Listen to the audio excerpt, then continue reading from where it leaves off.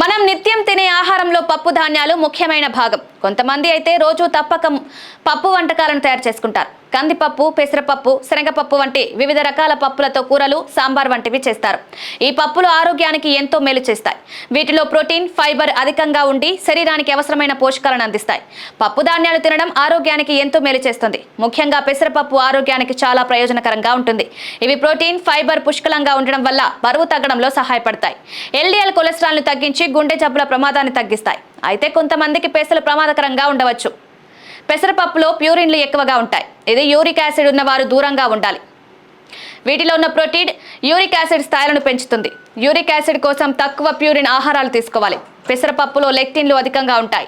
జీర్ణ వ్యవస్థకు హాని కలిగిస్తాయి. ఎక్కువగా తీసుకుంటే అజీర్ణం, నిర్జలీకరణం, తలనొప్పి, విరేచనాలు వంటి సమస్యలు వస్తాయి. పెసరపప్పు ఎక్కువగా తింటే గ్యాస్ సమస్యలు వస్తాయి.